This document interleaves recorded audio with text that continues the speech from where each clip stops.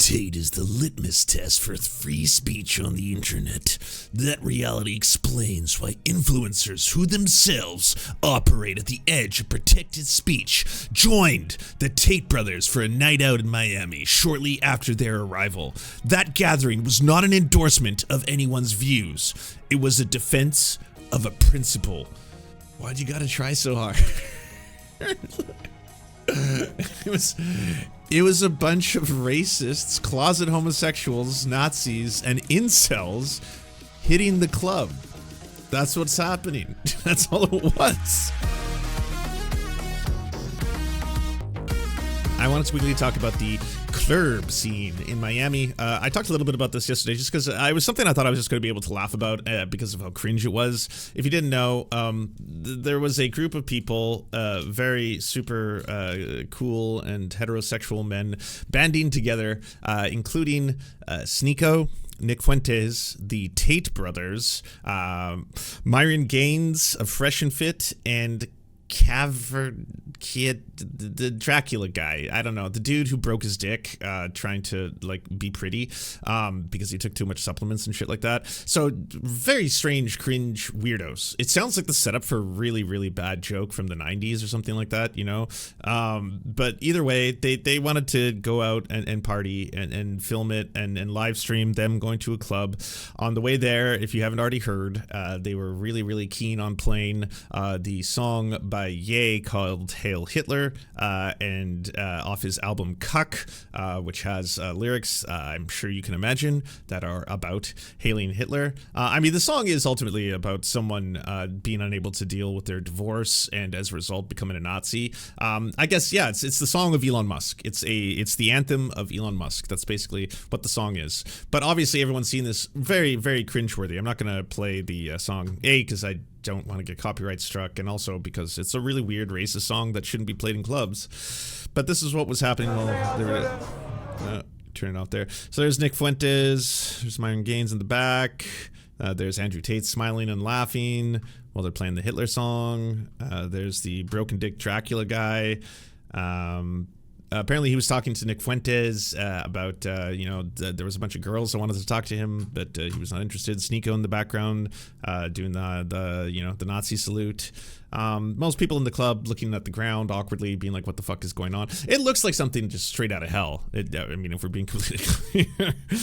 The wild thing about this, even as a bit, like, even if it's like, hey, let's all meet up together, let's all go out, we're gonna go clubbing, we'll play a bunch of white supremacist music, it'll be super funny, and also, yes, as many people have pointed out, the future is wild, okay? This is basically, the United States is so diverse that even its Nazi white supremacist movement, it has a lot of diversity in there. If you don't know, Nick Fuentes is part Mexican. I think the only person in the entire group who's 100% white is the broken dick guy. It's basically the broken dick guy is the only white dude. As far as I know, I mean, it could turn out that he's like an 8th Colombian or something like that. But either way, yes, it's the DEI Nazis. Now, the reason I'm talking about this for multiple days in a row, outside of the fact that it's obviously very embarrassing for everybody involved, this was them on the way to the club, once again playing the song. I'm the villain. And yeah, no, you don't need to hear the drop. You all know what it is. And then everyone kind of awkwardly. I feel like not everyone's heart is in it. I feel like, again, this entire thing is basically what if 4chan shitposting became humans and they decided to hit the town together. That's it. Like that level of 2014 internet edgelord shit and thinking like this stuff is going to translate into the real world. Really terminally online brain shit, right? Like, don't get me wrong. Each one of these people has, I'm sure, a massive following, bigger than mine combined. They have like a monstrously huge following, but that's a very specific following of people that are basically gathering from the entire planet that are either laughing at you or laughing at the people that you're making fun of, or love this because it's like super offensive and edgy, or I'm sure there's a group of people who are true believers who are like, yes, this is all part of the broader confusing white supremacist project, to the other people who are like, I'm into the red pill and stuff like that, to the other people who are like, I love the memes and I just love what they're doing. But those people are all scattered over the planet. The vast majority of people, if you were to just walk up to someone on the street and ask them, do you know about clavicular I think they think that you were suffering from some kind of manic fever dream, right? If you're like, what's a clavicular? It's like, okay, so it's this dude who, when he was like a teenager, wanted to do a thing called looks maxing, which is to basically mog other men for like how hot you are, and it's not actually about attracting women or being attractive to women. It's actually just about owning other guys, and like, you know, it's another form of being able to emasculate another man, but instead of like physically having to fight him or beat him up, you're just like hotter than him all the time, which is basically like the supreme form of masculinity. So to do that, he started like taking a bunch of like drugs and testosterone supplements, and started using meth, and you know, breaking his jaw to be able to like, you know, realign how his bone structure was and stuff like that, to the point now where like he's grown up a little bit, and he broke his dick in the process. So despite the fact that he is trying to become the world's most handsome man, he has been rendered infertile, and again, it's not doing it for women, it's doing it to own other men on the world stage. Like, I don't know how much of that sentence I'd be able to get through before someone would walk away.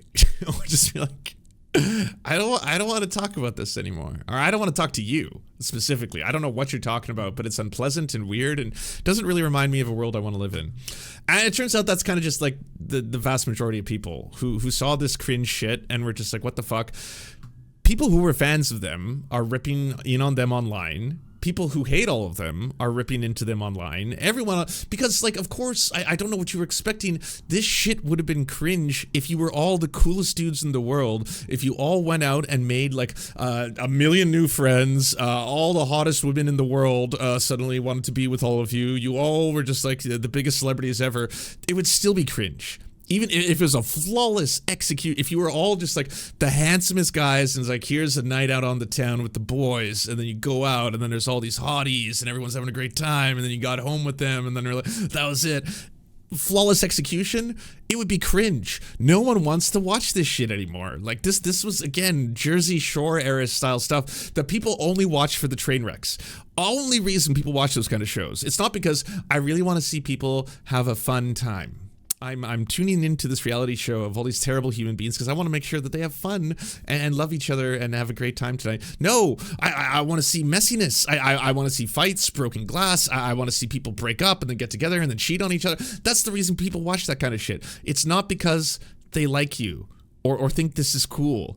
And again, that's at its very, very best. This is not. This is, again, some of the cringiest, weirdest human beings getting in a room together, playing songs, venerating a fucking genocidal maniac who would have them all killed. I want to be completely clear. Like, maybe this is all, in some ways, kind of like accidental anti-white supremacists. Like, this is some, you know, 4D chess John Brown shit. I don't know, because on a certain level, if Hitler arose today and found out that these people were his greatest fans, like, this is the generation of men that he has raised to idolize him, I think he would kill himself again.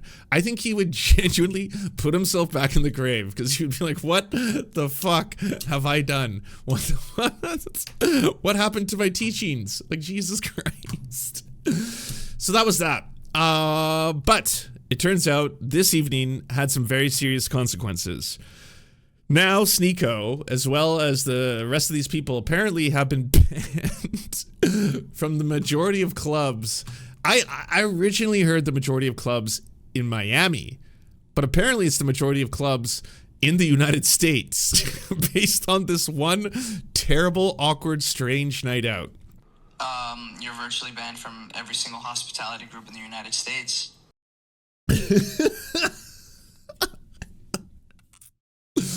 Now, I don't know how true this is, okay? I don't know if Sneeko and Nick Fuentes and Andrew and Tristan Tate have been banned from nearly every single hospitality. service in the United States. I don't know if it's real. All right, I have seen other headlines that are suggesting the same thing. But I think this is also, rather than the anti-Semitic conspiracy theory that I'm sure you already know that they're putting out there, being like, well, this is because Jewish people actually control the entire nightlife industry. I thought they controlled the media, but apparently they control the media and the nightlife industry and the banking industry. I mean, and the politics. I mean, oof, yeah, they control everything. I get, yeah, that makes the entire thing easier to spread in terms of an anti-Semitic conspiracy. But I think this is way more indicative, honestly, of the fact that like this shit only works in weird corners of the internet, right? Like, sure, I'm probably got thousands of people watching him live being like, oh, lol, dude, the Hitler salute again, lol, talk about, like, the chambers again, lol, that shit's so funny and edgy, oh, this is so hilarious. General people, for the most part, are revolted by Nazis. And general people, for the most part, do not want to see the return of full-blown Nazism and extermination camps or any of that horrifying shit. And actually, will fight Nazis in order to prevent it from happening. So the idea that you can just go out in public and then live stream yourself with, by the way, some of the most horrifyingly horrible human beings on the planet, right? Like the Tates, 2 men accused of pedophilia, human trafficking, rape, like tons and tons of stuff right now. They apparently disowned Sneeko and Nick Fuentes after this. Like, it wasn't just the entirety of the hospitality industry that is like, yeah, we're sorry, you're banned. We're not fucking with whatever the fuck this weird fucking, KKK shit is anymore. Yeah, sorry, it's over. Apparently, Andrew Tate, too, is now trying to distance himself from Fuentes and Sneeko, being like, first Andrew Tate's lawyers released a statement. I'll get to that in a second. It's written as hilarious as you could possibly imagine. Like, for some reason, Andrew Tate's lawyer, even he speaks like he's a fucking insecure Sephiroth fucking wannabe, like, this is about the freedom of speech. No one has battled for free speech more than Andrew Tate. That being said, Andrew Tate does not support anti-Semitism and definitely does not condone or endorse Adolf Hitler, and feels that the Holocaust was a horrifying event and a human tragedy. And that's why free speech warrior Andrew Tate is undefeated and has never, like, he actually types like that. A lawyer types out statements on the behalf of his client, just like his client. It's wild. Like what? Tao Group, Good Hospitality, H-Root Group, virtually every restaurant, every venue, every nightclub, you're pretty much banned for your anti-Semitic remarks and your absolute racism and your hatred towards Jews. I thought we were friends. We are friends. You don't want to be friends anymore? Oh, I haven't been your friend in over a year, my man. Your anti-Semitism is blatantly disgusting. It's very, very offensive. I've hosted you thousands of times, taken care of you. I've been a true friend, and all I've ever received from you is hatred, racism, and just anti-Semitism. When have I been racist or hateful towards you?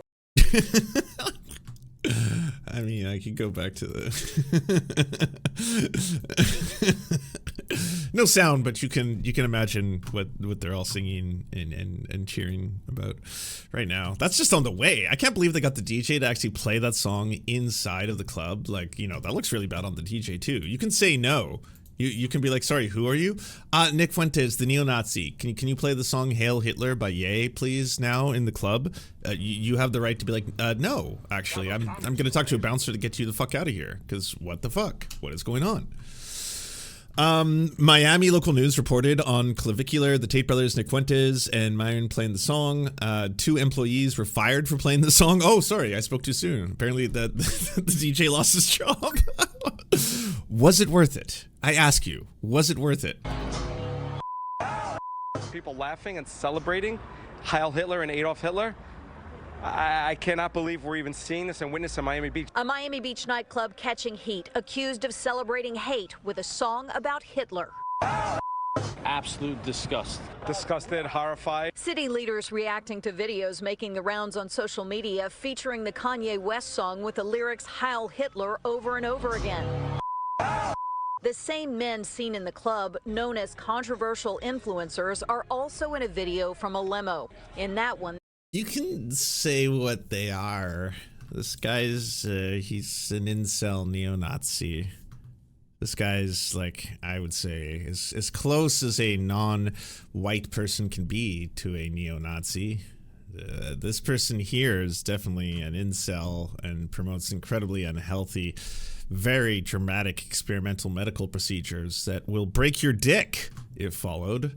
You know, I mean, how are you supposed to sell people on this idea where it's like, yeah, by the way, you should do this extreme regime of looks maxing, and then maybe you'll be able to look like me, and then women will want you, and you can mog other men and have Mew battles and all this other weird shit. And then it's like, yep, and it's like, by the way, I've rendered myself infertile. I was like, what? Yeah, just because of all the drugs. I mean, come on. You know, there's no reward without risk. So if you want to look like I do, you're probably going to have to break your dick. That's just how it goes. They're singing, and one of them is performing a Nazi salute.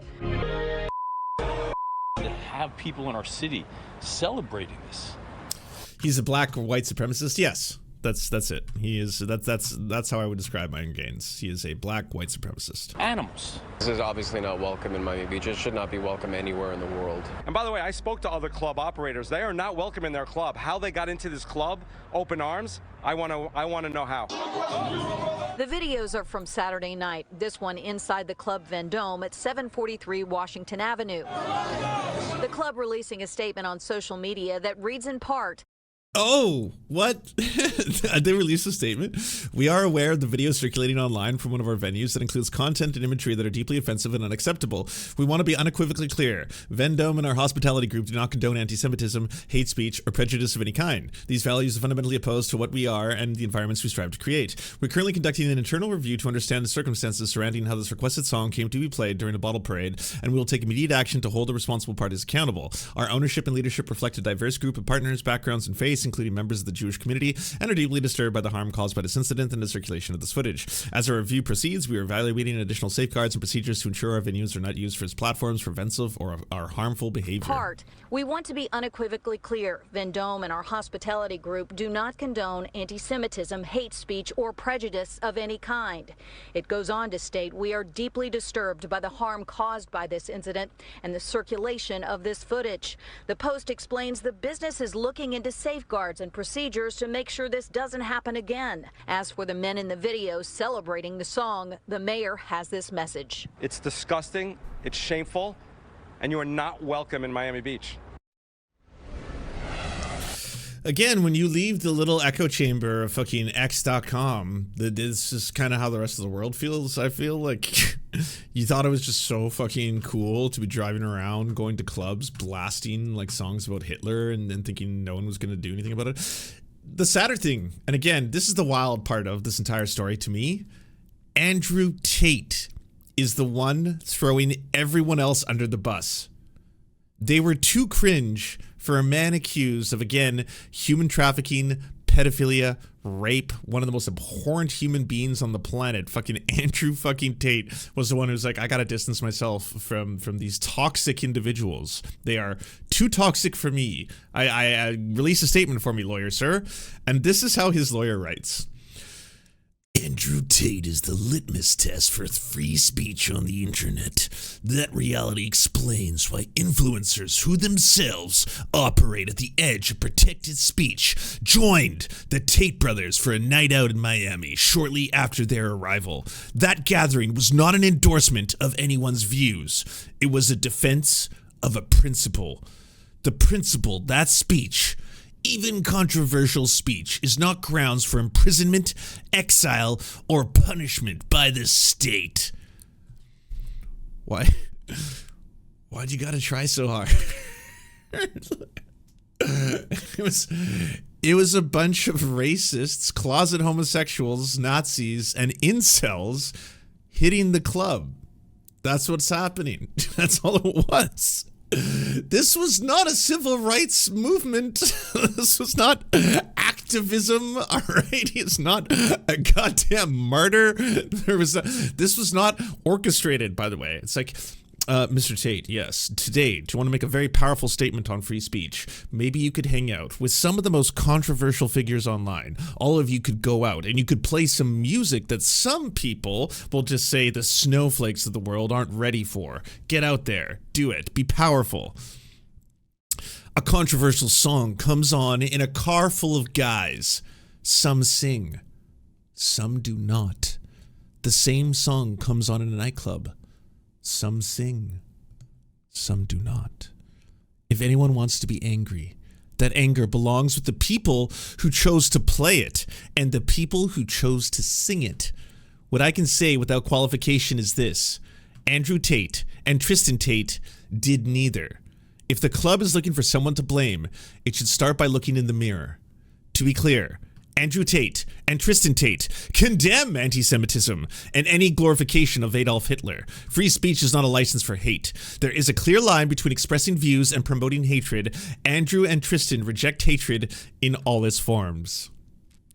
I'm going to be honest, I did not predict if anyone was going to throw anyone else under the bus here and look for the off-ramp, it was going to be the Tate brothers. I can't believe the Tate brothers played Sneeko and fucking Nick Fuentes. And we're just like, yeah, those guys are a little bad for the brand. Yeah, no, we don't want to be banned from all nightlife and hospitality in the totality of the United States. It's not worth it. Whatever small amount of crossover our two fan bases have, yeah, no, fuck them. So, yeah, no, we are not part of that. We weren't part of that. You'll notice some people sang and some people chose not to, all right? Some people put the song on and some people choose not to. Yeah, you'll notice that. By the way, this is the adult version of when friends get caught at school doing something bad and then rat each other out to the principal. This is adults doing the exact same thing. It's like, you knew what you were getting into. You went partying with overt Nazis. And then in the process of being that, like, oh, I went partying with the Nazis. I'm shocked they were playing Nazi music and doing Nazi stuff. Who knew that was going to happen? You better release a statement on my behalf. Make sure they know. I didn't put the songs on, okay? I didn't sing. It's not I shouldn't get in trouble with the rest of the kids, all right? It was their idea. They broke the glass. They threw the first rock. I was just there. So I shouldn't be in trouble too, okay? This is Nick Fuentes' fault. Yeah. Theo Vaughn and Dave Smith give huge praise to Nick Fuentes. What? Well, they got Tucker fired from Fox News, right? It doesn't matter. He's bigger. Yeah. He's bigger now. So what are you going to do? And then Nick Fuentes, what are you going to do? He's banned off everything, you know? I mean, he's on, I guess, Twitter and Rumble. But so what are you going to do? And he's huge. Yeah, he's bigger than ever, dude. He may be bigger than ever. You had him on your show. Yeah. How was that? What is he like? Is he big or is he small? He's not big. He's not a big guy. He's small.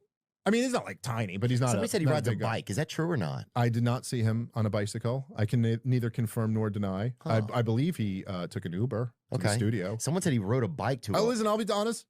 He told me he took an Uber to the studio. I did not see with my own eyes how he got there. He could have not an Uber black. He could. It was certainly an Uber white. No, you know, honestly, my impressions I like Nick. And he seems like a fascinating cat. I mean, he's obviously fascinating. He's fast. People are fascinated by him. Well, he's brilliant and he's hilarious, which is already something that I just like that. I like funny people. He's fucking brave, dude. Oh, he's definitely brave, and you know, he's a fucking Nazi. What is going on? Is there like some other side of, you know, the right where their only guiding compass is like, if you say bad things about Israel, then you're probably cool? Like, I feel that's what's happening here with Dave Smith and Nick Fuentes. Because no, I've watched hours of his content. I've never once sat there being like, wow, this guy is both cool and brave and certainly, you know, intelligent. He's going out of his way to really spread gospel. Unless you were a Nazi, or at least a white supremacist on some level who's like, I mean, you know, he's got some ideas. Apparently we're not allowed to talk about them, but he does have some questions that I would like to know the answer to. Thank you so much to our patrons for making this show possible. We could not fund it without you. And if you want to join, please check out patreon.com/theserfs to unlock bonus episodes, uncensored content, and all the good stuff. Thanks to Anna Loves Riley, Addercap, Bobby Lasers, Cheryl Alvarez, Comrade Junkie, Doug Caddy, Everything Important, Hegbard Salim, Multimondi, Omni, Political Papi, Preston Kroll, Quiet One 85, Riley and Anna, Roller Dragon, Cernicus, Stellar Gwyn, Sebastian Demmel, Tigwick, and Words Greenwood.